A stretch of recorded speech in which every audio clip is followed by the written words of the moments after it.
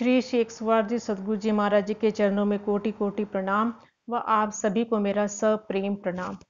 भाई और बहनों, हम सब जीवन में एक न एक लक्ष्य को लेकर चलते हैं, चाहे कोई छोटा हो या बड़ा, स्त्री हो या पुरुष, बिजनेसमैन हो चाहे स्टूडेंट हो चाहे हाउसवाइफ हो चाहे नौकरी कर रहा हो। जीवन में हम सब कोई ना कोई एक लक्ष्य को लेकर चलते हैं और उस लक्ष्य में हम सफलता पाना चाहते हैं और उसके लिए भरसक कोशिश भी करते हैं। तो हर कोई किसी भी फील्ड में हो, हम एक लक्ष्य को लेकर चलते हैं और उसमें सफलता पाना चाहते हैं। तो उस सफलता को पाने के लिए हमारा वाणी भी, हमारी क्या कोशिश होनी चाहिए, हमारे विचार कैसे होने चाहिए, हमारा व्यवहार कैसा होना चाहिए, उसके कई प्रिंसिपल्स है। कुछ एक प्रिंसिपल की चर्चा हम यहाँ पर करेंगे। बेसिकली ज्यादा करके क्या होता है, आजकल बच्चे जो होते हैं उनको मोटिवेशन की जरूरत होती है। वे बहुत जल्दी डिप्रेशन में आ जाते हैं, बहुत जल्दी डीमोटिवेट हो जाते हैं। तो आज हम उनका एग्जाम्पल लेंगे, लेकिन ये जो प्रिंसिपल्स जो है वो सब एज ग्रुप पर, सब पर बराबर रूप से लागू होते हैं। लेकिन आज हम बेसिकली उन पर कॉन्सेंट्रेट होकर बात चर्चा करेंगे। सबसे पहले तो एक बात हमको ये समझ लेनी चाहिए कि जिस भी फील्ड में हम सक्सेस पाना चाहते हैं, कोई पढ़ाई की लाइन ले ले, चाहे कोई मेडिकल है या नॉन मेडिकल है, सी है, आईएएस है, या कोई भी लाइन में हम सक्सेस पाना चाहते हैं, तो पहले तो हम ये बात सोच ले कि हम कोई पहले नहीं है उस लाइन पर चलने वाले। जिन्होंने भी उस लाइन में सक्सेस पाई है, अगर हम उस चाहत है हमारी, अगर हमारी स्ट्रांग चाहत है, तो हमारी सोच कैसी होनी चाहिए उस लक्ष्य के लिए कि इससे पहले, हमसे पहले जिन लोगों ने भी सक्सेस पाई है, तो ऐसे लोग हैं जिन्होंने उस फील्ड में सक्सेस पाई है, तो अगर वो पा सकता है सक्सेस, तो हम भी पा सकते हैं। ऐसा एक पल के लिए भी सोचना नहीं चाहिए, और सोचना भी नहीं चाहिए। और सच्चाई भी यही है कि अगर कोई एक व्यक्ति उसमें सक्सेस मिली है, उसको पा सकता है, तो हम भी पा सकते हैं। लेकिन शर्त सिर्फ एक यही है कि उसने जो एफर्ट डाला है, उसने जो मेहनत करी है, उसने जो इनपुट उस लक्ष्य को पाने के लिए किया है, तो वही इनपुट, वही मेहनत हमको भी करनी पड़ेगी। और कुछ पाने के लिए कुछ खोना भी पड़ता है। तो जिस लाइन में पाने के लिए मेहनत उसने जो की है, वही मेहनत भी हमको करनी है। और जो त्याग उसको उस लक्ष्य को पाने के लिए किया है, तो वो त्याग भी हमको करना पड़ेगा। तो वही इनपुट हम डालेंगे और वही त्याग अगर हम करेंगे, तो कोई भी ऐसा लक्ष्य नहीं है कि अगर वो पा सकता है तो हम नहीं पा सकते। जो कोई एक व्यक्ति कोई कर सकता है, तो हर कोई वो काम कर सकता है, बशर्ते उसको पाने के लिए हमें कुछ एफर्ट डालना पड़ेगा और कुछ चीजें हमको खोनी पड़ेगी। फॉर एग्जाम्पल, जैसे कोई स्पोर्ट्स पर्सन है, तो उसको प्रैक्टिस के लिए, हर रोज प्रैक्टिस के लिए उसको 6-7 घंटे उसको लगाने पड़ेंगे।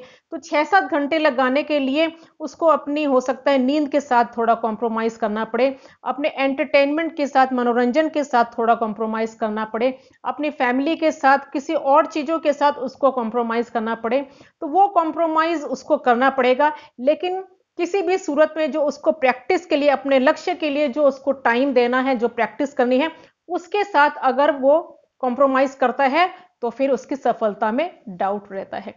तो कोई एक व्यक्ति, एक बात ये समझ ले, कोई एक व्यक्ति एक काम को कर सकता है, तो हर कोई कर सकता है, सिर्फ बशर्त सिर्फ इतनी सी है। दूसरे नंबर पे, जब भी हम डिसाइड कर लेते हैं कि हमको ये जीवन में ये लक्ष्य हमको पाना है, ये सफलता हमको पानी है, तो जिस क्षण हमारी ये चाहत बन जाती है कि हमको, जिस क्षण हमारी ये चाहत हो जाती है और हम डिसाइड कर लेते हैं कि जीवन में हमको वो लक्ष्य पाना है, तो उसी क्षण, उसी टाइम जो है, चाहे तो हम भगवान कह ले, चाहे तो हम प्रकृति की शक्तियां कह ले, चाहे भगवान की कृपा कह ले, भगवान की भी चाहत यही होती है कि हम भी उस लक्ष्य को पाए।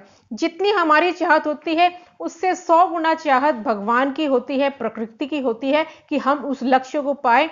और उनकी तरफ से, भगवान की तरफ से, प्रकृति की तरफ से ऐसी हजारों लाखों करोड़ों शक्तियां भी जो है, वो भी जुट जाती है हमको हेल्प करने के लिए। लेकिन एक कहावत हमने सुनी है कि God help those who help themselves, यानी कि भगवान भी उसी की मदद करते हैं जो खुद अपनी मदद करते हैं। तो इसका मतलब क्या हुआ, एक बार एक बच्चा छोटा था, तो उसने ये कहावत सुनी कि भगवान भी उसी की मदद करते हैं जो खुद अपनी मदद करता है। तो उसको ये कहावत समझ में नहीं आई, उसको डाउट हो गया इस चीज को लेकर कि जो खुद अपनी मदद कर सकते हैं तो उसको भगवान की मदद की भी जरूरत क्या है, और जो खुद अपनी मदद नहीं कर सकते हैं उसकी मदद भगवान भी नहीं करते। तो जो खुद भी अपनी मदद नहीं कर सकते और भगवान भी उसकी मदद नहीं करेंगे तो फिर भगवान का फायदा क्या, फिर क्या उसकी शक्ति पर हम भरोसा करें। तो उसको इस कहावत को लेकर डाउट था मन में। लेकिन कुछ समय बाद जब ऐसा बड़ा हुआ तो ऐसी घटना एक जीवन में उसने घटी, ऐसा कुछ उसने देखा कि उसका डाउट क्लियर हो गया। जब वो बच्चा 8th स्टैंडर्ड में आया तब किसी काम से उसकी स्कूल बस उसकी मिस हो गई और उसको प्राइवेटली अपने घर बस पकड़नी थी घर जाने के लिए। बस आने में टाइम था, आधा घंटा उसके हाथ में था, तो आधा घंटा वो इधर उधर बस स्टॉप पर टहलने लगा, घूमने लगा। तो उसने देखा एक पिंजरे वाला तोता, तोते के पिंजरे लिए हुए था और वो बेच रहा था, अपनी दुकान उसने लगा रखी थी। तो वो वहां पर उस तोते वाले के पास चला गया और वो तोता वाला जो पिंजरे कई लिए बैठा था और वो भी उसके साथ, उसके पास भी कोई कस्टमर, कोई ग्राहक नहीं था, तो वो भी उस बच्चे को बताने लगा ये चिड़िया ऐसी है, ये पक्षी ऐसा है, उसके बारे में कुछ कुछ बातें करने लगा। और उस बच्चे को भी बड़ा मजा आ रहा था क्योंकि पक्षियों में उसका इंटरेस्ट था। और थोड़ी देर में क्या देखा कि एक व्यक्ति आया, काफी वो अच्छा अच्छा उसने पहनावा पहन रखा था और अमीर भी दिख रहा था। वो व्यक्ति आया और पिंजरों की तरफ देखने देखने लगा, पिंजरों में पक्षियों की तरफ, तोते की तरफ देखने लगा। और उस पक्षी वाले से जो बेचने वाला था उससे बात करने लगा कि मुझे 2 पक्षी मैं उड़ाना चाहता हूं, 2 तोते मुझे उड़ाने हैं, तो बताओ कौन से तोते उड़ाऊं। तो कहा आप देखिए कि आपको कौन से तोते उड़ाने हैं। तो उसने एक पिंजरा दिखाया जिसमें 4 तोते थे और 4 तोते की कैसी अवस्था थी कि उसमें से जो 2 तोते थे वो तो एक साइड में चुपचाप, जैसे ही वो आदमी ने देखा जो उड़ाना चाहता था पक्षियों को, तो जैसे ही उन दोनों की नजर उन पर पड़ी तो वे 2 तोते तो थोड़े डर से गए, सहम से गए और एक कोने में दुबक कर बैठ गए। और जो 2 तोते थे वे बिल्कुल अपने, जैसे उन्होंने देखा वे अपने पंख फड़फड़ाने लगे, कभी इधर से उधर, पिंजरे के अंदर इधर से उधर पंख फड़ाकर इधर से उधर भाग रहे हैं। तो वो जो बच्चा जो था वो सब ये नजारा देख रहा था, पक्षियों को भी देख रहा था, उस आदमी को भी देख रहा था, सब कुछ देख रहा था और जज कर रहा था कि ये क्या चल रहा है। तो उस आदमी ने कहा, जो अमीर सा दिखने वाला आदमी था, उसने कहा कि ये जो 2 तोते जो पंख फड़फड़ा से रहे हैं, तो कहा इन दोनों को उड़ा दो। तो उस पिंजरे वाले ने पिंजरा खोला और पकड़ के उन दोनों तोतों को बाहर निकाला और उनको उड़ा दिया। और वो अमीर व्यक्ति जो था उन्होंने 2 तोतों की कीमत चुकाई और वो वहां से चला गया। तो उस बच्चा ये जो था ये सब कुछ देख रहा था और उस पिंजरे वाले ने कहा कि ये जो व्यक्ति है ये अक्सर कुछ कुछ दिनों बाद आता है, 2 तोते की कीमत देता है, 2 पक्षियों की कीमत देता है और उनको उड़ा देता है और चला जाता है। तो जब ये सारा नजारा उस बच्चे ने देखा तो अब उसको वो पिक्चर क्लियर हो गई, वो जो कहावत जो उसने सुनी थी वो अब उसको क्लियर हो गई, उसका अर्थ उसको समझ में आ गया कि वो दो जो व्यक्ति है वो आया था किस इरादे से कि मुझे 2 पक्षी आजाद करने हैं। और आजाद किन पक्षियों को किया, उन्होंने देखा, उसने देखा 4 पक्षी, 4 तोते थे, उसमें से जो 2 तोते थे वे बिल्कुल दुबक के बैठ गए एकदम, कोई उनमें मूवमेंट नहीं था, कोई उनमें एक्साइटमेंट नहीं था, वे तो 2 दुबक के बैठ गए। और जो 2 पंख फड़फड़ा रहे थे, इधर से उधर नाच रहे थे पिंजरे के अंदर ही, उन 2 तोतों को उड़ा दिया। तो इसका मतलब क्या हुआ कि वो कृपा तो सब पर, उस पर बराबर थी, उसको उसके लिए कोई भेदभाव नहीं था। लेकिन जो कोशिश में लगे हुए थे, जो आजाद, जिनकी चाहत थी कि हम आजाद हो, चाहत तो शायद उनकी भी होगी जो दुबक कर बैठे हैं, लेकिन जो अपनी चाहत को पूरा करने के लिए कुछ मेहनत कर रहे थे, कुछ प्रयास कर रहे थे, कुछ कोशिश में लगे हुए थे, तो जो थोड़ी कोशिश में लगे हुए थे उसको, उन कोशिश करने वाले तोतों ने उस कृपा का फायदा उठा लिया, उस शक्ति का फायदा उठा लिया। तो तब उसको ये कहावत क्लियर हो गई कि परमात्मा भी उसकी मदद करते हैं जो अपनी मदद खुद करते हैं। यानी कि हम अपने लक्ष्य को पाने के लिए कितना हम कोशिश कर रहे हैं, कितनी हम मेहनत कर रहे हैं, तो हम मेहनत करेंगे तो परमात्मा की कृपा तो बरस ही रही है। प्रकृति की सारी शक्तियां जो है वो हमको भी अपने लक्ष्य को पहुंचाने के लिए हेल्पफुल है, लेकिन उनकी हेल्प का फायदा हम कब उठा सकते हैं, जब हम खुद अपनी मदद करें। यानी कि कोशिश में लगे रहें। कोशिश में लगे रहेंगे तो परमात्मा की शक्तियां भी हमको लक्ष्य को पहुंचाने में मदद करेंगी। तो दूसरा प्रिंसिपल ये है कि हमको हर समय जो है कोशिश करते रहना चाहिए।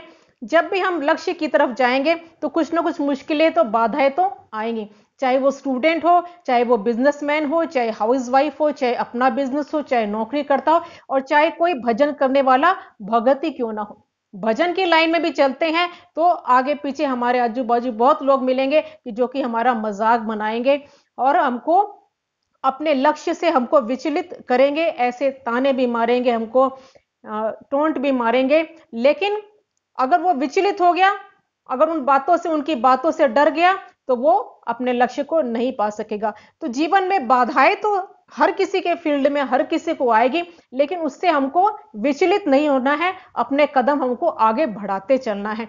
हम अगर कोशिश में रहेंगे तो एक दिन अपने लक्ष्य की तरफ, परमात्मा की कृपा हम पर हो रही है, वे भी हमको अपने लक्ष्य पर अपनी तरफ हमको खींचना चाहते हैं। जितना हम लक्ष्य की तरफ बढ़ते हैं उतना ही वो लक्ष्य भी हमको अपनी तरफ खींच रहा है, लेकिन हम चलते चले, किसी भी बाधाओं से हम घबराए नहीं। तीसरा पॉइंट ये है कि हम जिस भी लक्ष्य की तरफ जाना चाहते हैं, जैसे कोई स्पोर्ट्स पर्सन है, वो अपने स्पोर्ट्स में नाम कमाना चाहता है, तो उसको ऐसी संगत अपनी फील्ड की, अपनी लाइन से, जो उस फील्ड में जो सीनियर है, जो उससे आगे है, उसकी संगत उसको करनी चाहिए। अगर कोई पढ़ाई में अगर सक्सेस होना चाहते हैं तो उसको एक अच्छे स्टूडेंट की संगत करनी चाहिए। तो जो जिस फील्ड में जाना चाहता है उसको उसी फील्ड में जो उससे आगे बढ़े हुए, जो उससे समझदार है, उससे सीनियर है, उनकी संगत करनी चाहिए। क्योंकि संग का रंग तो चढ़ेगा ही चढ़ेगा, ऑटोमेटिकली चढ़ेगा। कुछ तो उसको अपनी कोशिश करनी होती है और कुछ संग का रंग चढ़ता है। एक पढ़ने वाला बच्चा अगर ऐसे बच्चे की संगत कर ले कि जो पढ़ाई पर ध्यान ही नहीं देता, जो कोई अपने उसके लाइफ में कोई प्रिंसिपल ही नहीं है, कोई उसके लाइफ में सिस्टम ही नहीं है, तो वो पढ़ने वाला बच्चा भी न चाहते हुए भी धीरे धीरे धीरे धीरे अपने ट्रैक से गिर जाएगा।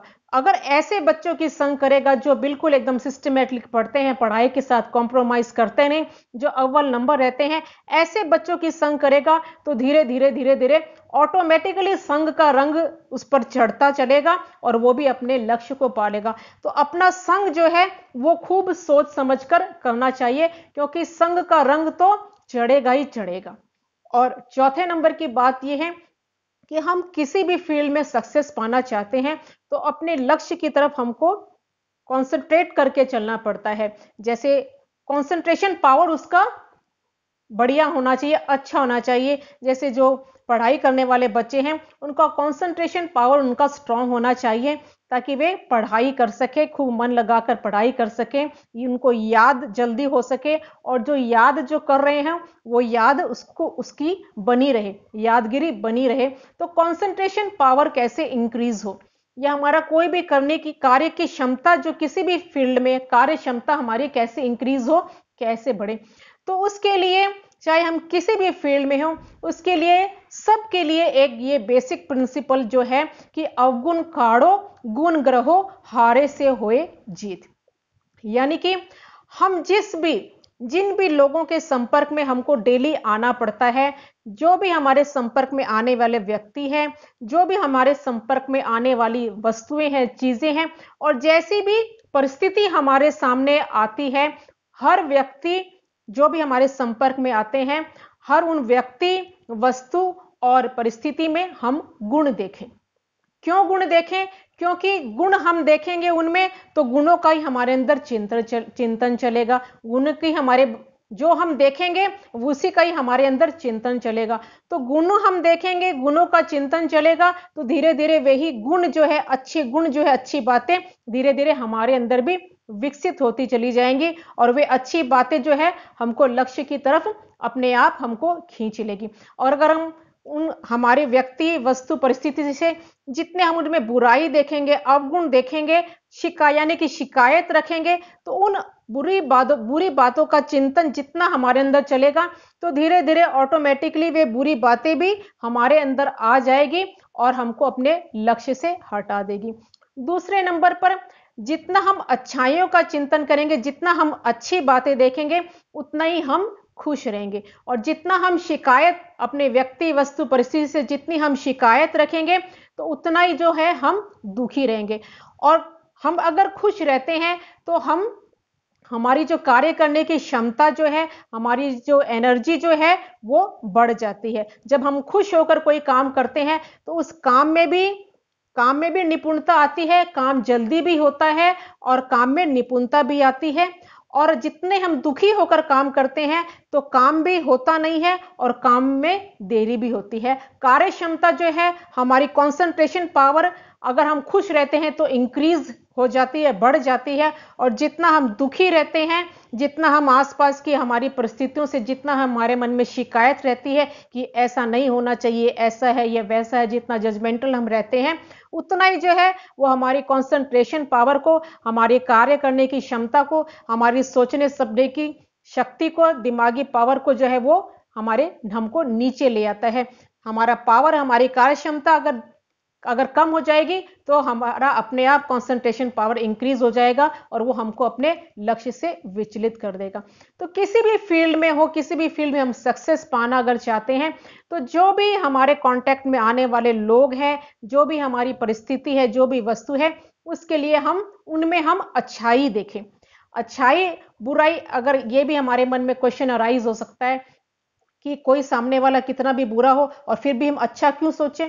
अच्छा इसलिए सोचें कि सामने वाले में अगर बुराई है तो उसकी बुराई से नुकसान उसी को होने वाला है, हमको कोई नुकसान नहीं होने वाला है। अगर कोई शराबी शराब पीता है तो उसकी शराब पीने से नुकसान उसी को है, हमें कोई नुकसान नहीं है। तो किसी में जो भी बुराई है तो उसमें रहे, लेकिन हमको उसमें अच्छाई देखनी है। बुराई का चिंतन करेंगे तो धीरे धीरे वो बुराई हमारे अंदर आ जाएगी। शिकायत रखेंगे और चीजों से, तो उससे जो है हमारा जो टाइम और हमारी एनर्जी है उसका हमारे अंदर नुकसान होता चला जाएगा और हम अपनी लाइन से, अपने लक्ष्य से हट जाएंगे। तो इन सब बातों का अगर हम ध्यान रखेंगे तो ऐसी कोई भी परिस्थिति नहीं हो सकती जो कि हमको सफलता प्राप्त करने से हमको रोक सके। पहले क्या कि अगर कोई भी एक व्यक्ति कुछ लक्ष्य को पा सकता है तो हम भी पा सकते हैं, बशर्ते कि जो उसने मेहनत करी है, जो इनपुट उसने डाला है वो हमको भी डालना है।